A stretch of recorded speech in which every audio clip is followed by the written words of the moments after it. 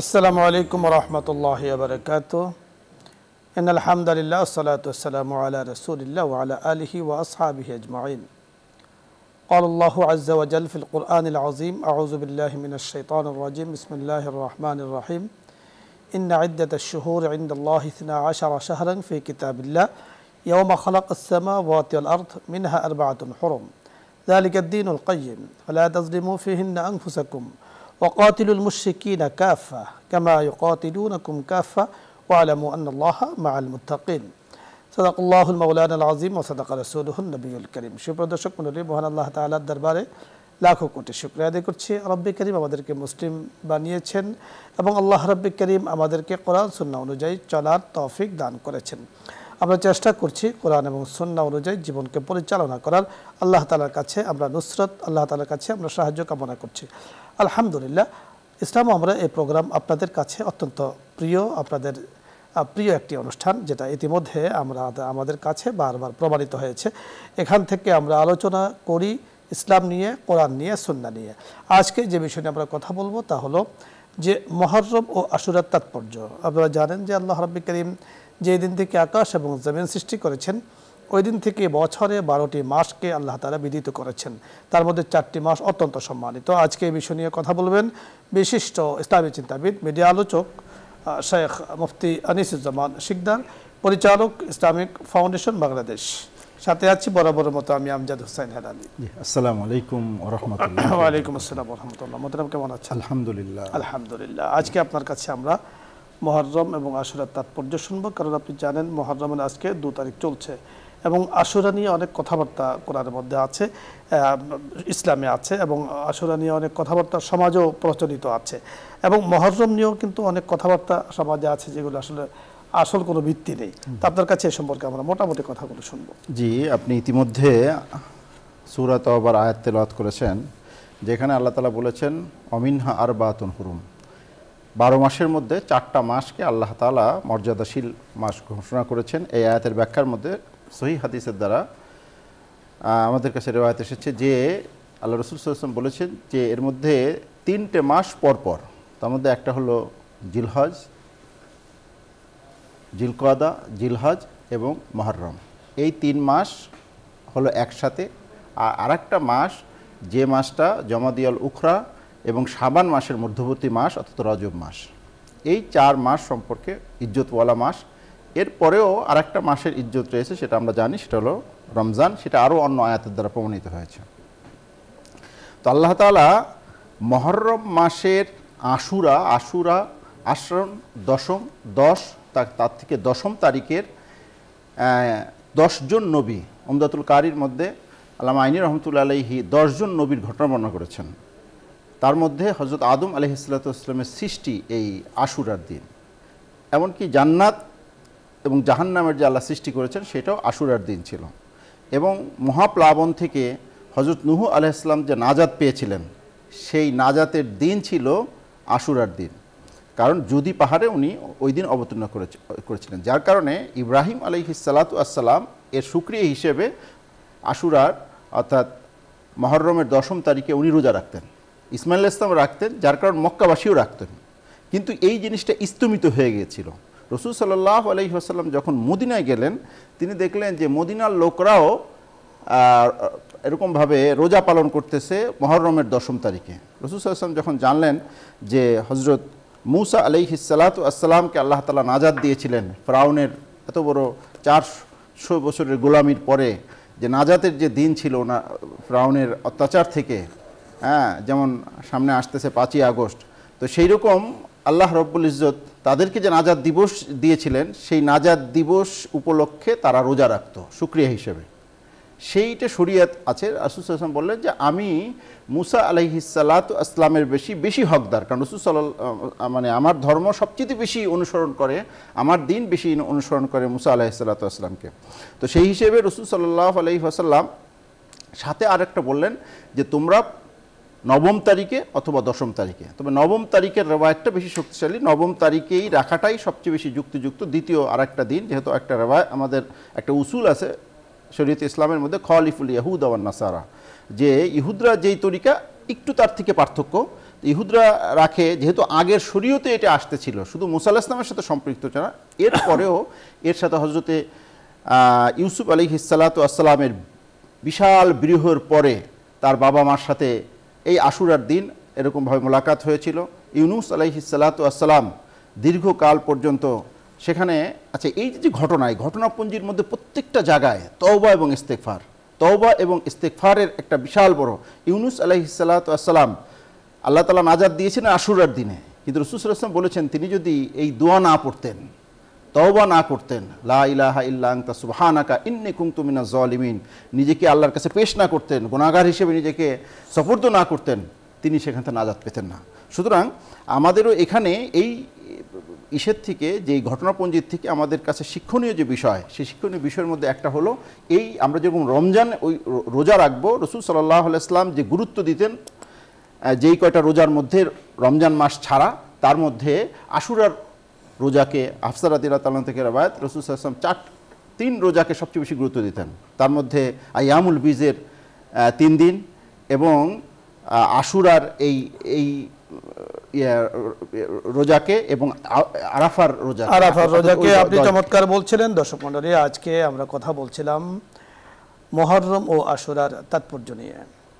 মুহররমের তাৎপর্য ইতিমধ্যে আমাদের এই অনুষ্ঠানে আলোচনা হয়েছে, আপনারা শুনতে পেয়েছেন যে মুহররম অত্যন্ত সম্মানিত মাস, বরকতময় মাস, হিজরি সনের সূচনা, বছরের সূচনা। আর এই বছরের সূচনা হযরত সাহাবায়ে কেরাম করেছেন।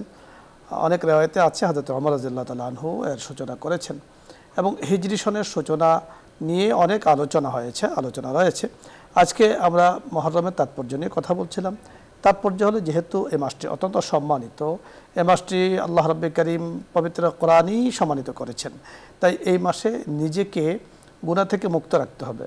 আল্লাহ তাআলা বলেছেন, ফালা তাজলিমু ফিহিন্না আনফুসাকুম, তোমরা তোমাদেরকে নির্যাতনে, তোমরা তোমাদেরকে জুলুমে, তোমরা তোমাদের অন্তরকে জুলুমে নিমজ্জিত করো না, তোমরা নিজেদের উপরে জুলুম করো না। অর্থাৎ মহাপাপ থেকে, বড় পাপ থেকে তোমরা নিজেরা দূরে থাকো এবং দূরে রাখার ব্যবস্থা করো।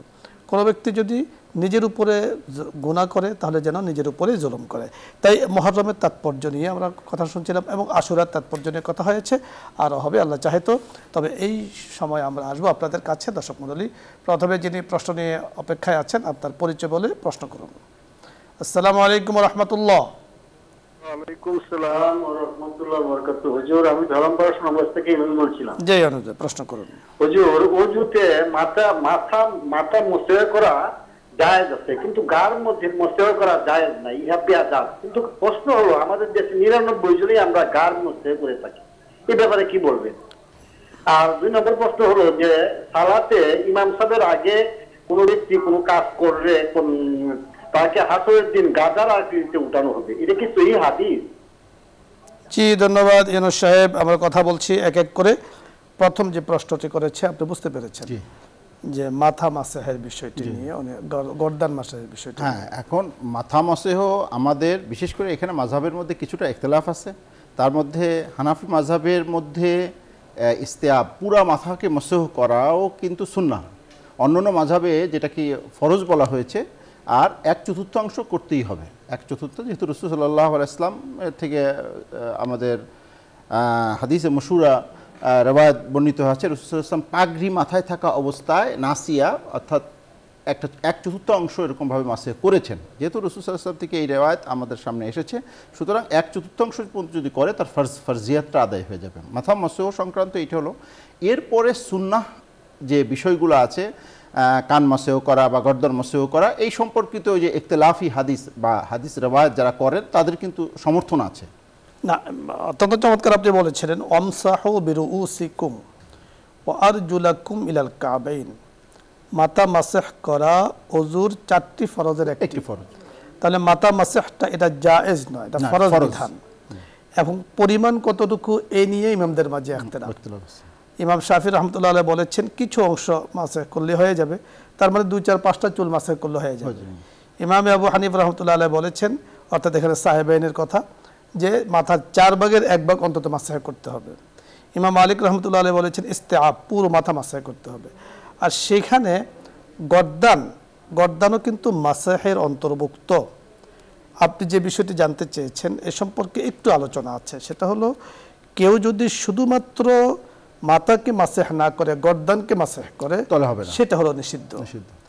আর মাথা মাসাহের সাথে গর্দান এমনভাবে সিস্টেমে মাসাহ করে যে গর্দানও মাসে হয়ে যায়, তো সেখানে গর্দান মাসাহ করা মুস্তাহাবের অন্তর্ভুক্ত।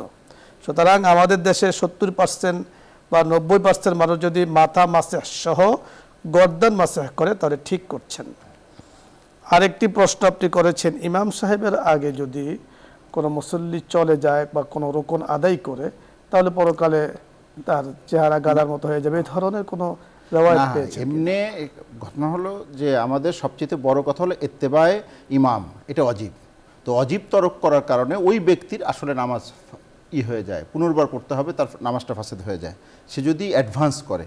আমাদের বাইতুল মোকাররম খতিব মহোদয় অসুস্থ হয়ে পড়লেন, মাওলানা ওবায়দুল হক সাহেব রহমতুল্লাহ আলাইহি, তখন উনি কিন্তু ঘোষণা করে দিয়েছিলেন যে আমার পায়ে হাঁটুতে ব্যথা, আমার একটু উঠা এবং নামার সময় আমার একটু দেরি হবে, এই জন্য আপনারা একটু, আমি আল্লাহু আকবার বলে শেষ করার পরে আপনারা সেজদায় যাবেন, রুকুতে যাবেন, যেহেতু অসুস্থতার কথা ঘোষণা করে দিয়েছেন, সেখানে উনি দায়মুক্ত হয়ে গেলেন। দায়মুক্ত হয়ে আপনি চমৎকার বলেছেন, ইমামের আগে যদি কোনো মুক্তাদি চলে যায়, কোনো রুকন আদায় করে আসেন, এক রকম পরিমাণ হতে হবে, 3 তাসবিহ সম পরিমাণ হতে হবে, তাহলে তার নামাজ হবে না। কিন্তু তার চেহারা মানে গাদার মতো হয়ে যাবে বা এই ধরনের কোনো কিছু আসলে আমরা পাইনি। ধন্যবাদ।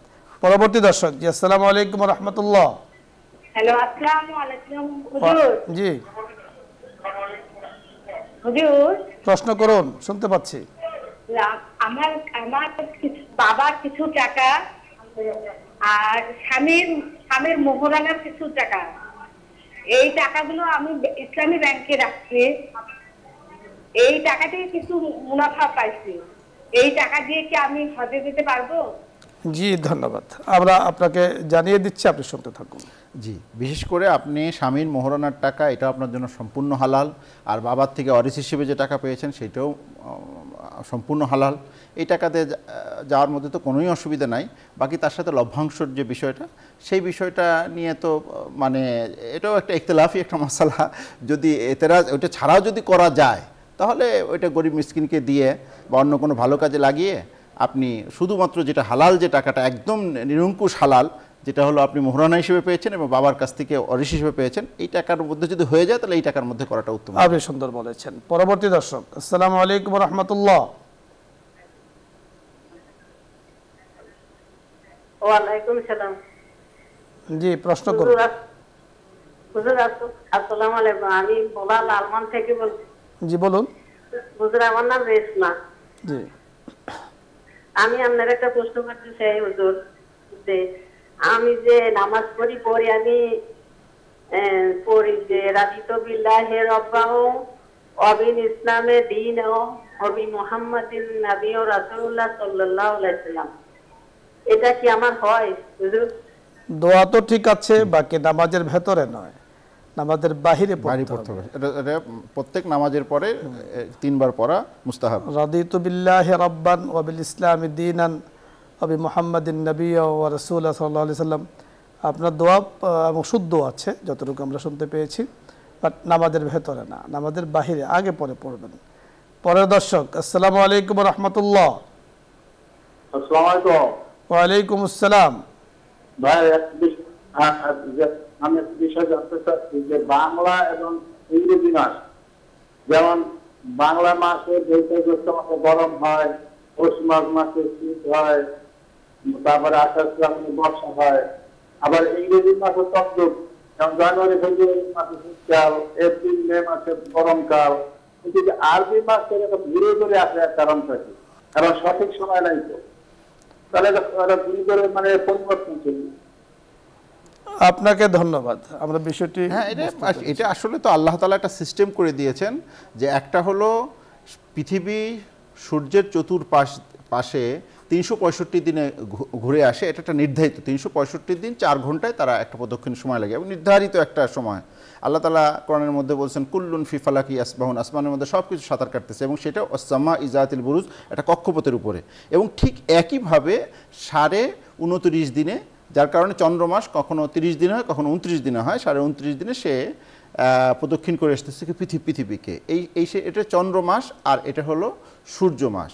তো তো এটার মধ্যে তো তেমন কোনো, এটা একটা পরিবর্তনশীল। 10 দিন আমাদের যেহেতু আকপাত হচ্ছে, কখনো দেখা যায় শীতকালে চলে আসতেছে মানে আমাদের রমজান মাস, আবার কখনো সেটা গরমকালে যাচ্ছে, এটা পরিবর্তন হচ্ছে। প্রতি 33 বছরে এক বছর এরকম কম বেশি হচ্ছে আমাদের সূর্য মাস এবং সূর্য বছর এবং চন্দ্র বছরের মধ্যে।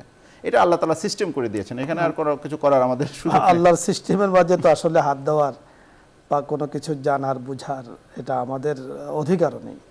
এবং আপনাকে সবচেয়ে যে বিষয়টি আপনাকে স্মরণ রাখতে হবে যে এই 12টি মাস বিদিত কিন্তু যেই দিন আকাশ জমিন সৃষ্টি করেছেন সেই দিন থেকে, এবং এই মাসের যে এই যে উঠা নামা, কোনোটা 30 কোনোটা 29 হচ্ছে, সেটাও সেই দিন থেকে। এটাও কোনো মানুষের সৃষ্টি নয়, সরাসরি আল্লাহ পাক সৃষ্টি করেছেন। তো আমাদের মুসলিম হিসাবে আমাদের দায়িত্ব, যেহেতু চান্দ্র মাসের সাথেই আবাদতের সম্পর্ক, এজন্য চান্দ্র মাসের তারিখ হিসাব রাখা, আবাদতগুলো যথাযথভাবে করা, আল্লাহর ফয়সালার উপরে নিজেকে সঁপে দেওয়া। ধন্যবাদ মোহতারাম আপনাকে, দর্শক মণ্ডলী আপনাদের সকলকে ধন্যবাদ জানাচ্ছি। আজকের সুন্দর আয়োজনে আপনারা শরীক হয়েছেন, শরীক থাকবেন এই আশাবাদ ব্যক্ত করছি। আল্লাহ তাআলা আমাদের সকলকে মাফ করে দিন, সুস্থতার নিয়ামত দান করুন। সকলকে ধন্যবাদ। ইনশাআল্লাহ আগামী দিন ঠিক বিকেল 3:30 আমার দেখা হচ্ছে নিউজ 24 পর্দায়। আসসালামু আলাইকুম ওয়া রাহমাতুল্লাহি ওয়া বারাকাতুহু। দোয়া হবে, দরুদ ইস্তিগফার পাঠ করি। আল্লাহুম্মা সাল্লি আলা সাইয়্যিদিনা ওয়া নাবিয়্যিনা ওয়া শাফিঈনা ওয়া হাবিবিনা মাওলানা মুহাম্মদ সাল্লাল্লাহু আলাইহি ওয়া আলা আলিহি ওয়া আসহাবিহি ওয়া বারাকা ওয়া সাল্লাম। আস্তাগফিরুল্লাহ রাব্বি মিন কুল্লি যামবিন ওয়া আতুবু ইলাইহি। লা হাওলা ওয়া লা কুওয়াতা ইল্লা বিল্লাহিল আলিয়্যিল আযীম। আলহামদুলিল্লাহি রাব্বিল আলামিন ওয়াসসালাতু ওয়াসসালামু আলা সাইয়্যিদিল আমবিয়াই ওয়াল মুরসালিন ওয়া খাতামিন নাবিয়্যিন ওয়া আলা আলিহি ওয়া আসহাবিহি আজমাইন। আল্লাহুম্মা আমিন। ইয়া আল্লাহ ইয়া করিম, আপনি কত দয়াময়, কত মেহেরবান, কত দয়াওয়ালা, কত ইকরামওয়ালা, কত ইহসানওয়ালা। মাওলাই করিম আমাদেরকে দয়ার সাগর দিয়ে ভরপুর করে রেখেছেন। মেহেরবানি করে আমাদেরকে আপনি মাফ করে দেন। মাওলাই করিম ইয়া আল্লাহ, যে অনুষ্ঠানে বসে আপনার শাহী দরবারে হাত তুলেছে নিউজ 24 এর নিয়মিত আয়োজন, মাওলাই করিম মেহেরবানি করে আয়োজক বৃন্দদেরকে, এই আয়োজনের উসিলায় বসুন্ধরা পরিবারকে, চেয়ারম্যান মহোদয়কে, পরিবারের সদস্যবৃন্দ যারা আছেন, আমরা যারা নিয়মিত শরীক আছি, কত মানুষ হাত তুলে আছেন, মাওলাই করিম চোখের পানিগুলো ছেড়ে দিচ্ছেন। ইয়া আল্লাহ ইয়া করিম, মেহেরবানি করে একে জরিয়া করে পিতা মাতা যারা কবরে চলে গিয়েছেন তাদেরকে মাফ করে দেন। ওগো করিম, এই দুনিয়ার মায়া ত্যাগ করে একদিন আমাদেরকেও তো চলে যেতে হবে। মাওলাই করিম ইয়া আল্লাহ, যেই দিন প্রাণ বায়ু চলে যাবে, মাওলাই করিম কেউ কোনো সম্পদ, কোনো সন্তান, কোনো ক্ষমতা কোনো কাজে আসবে না। ওই সময় আপনার মুহাব্বত, আপনার জিকির, তাওহীদ কালিমা যেন জবান উচ্চারিত হয়, সেই ফয়সালা আমাদের জন্য আপনি করে দেন। কত মা তার সন্তান হারা হয়েছেন, কত বাবা মাওলাই করিম সন্তান নিয়ে পেরেশানিতে আছেন, কত মানুষ শারীরিক মানসিক অসুস্থতায় আছেন। মাওলাই করিম মেহেরবানি করে সকলকে মাফ করে দেন। আমাদের চেয়ারম্যান মহোদয়কে নেক হায়াত দান করেন। ইয়া আল্লাহ, পরিবারের সদস্যদেরকে, মাওলাই করিম तमाम জাহানের উম্মতে মুসলিমার পরিবারের সদস্যদেরকে নেক হায়াত দান করেন। ইয়া আল্লাহ, আমাদের জীবনকে আপনি বরকতময় করে দেন। আল্লাহুম্মা বারিক লানা ফি হায়াতিনা ওয়া আমওয়ালিনা ওয়া আজওয়াজিনা ওয়া যুররিয়াতিনা কুররাতা আ'য়ুন واجعلنا للمتقين إماما. اللهم انصرنا فإنك خير الناصرين. اللهم افتح لنا فإنك خير الفاتحين. وإذا مرضت فهو يشفين. يا كريم يا رحيم يا رب العالمين. آمين بحرمة سيد المرسلين. الحمد لله رب العالمين.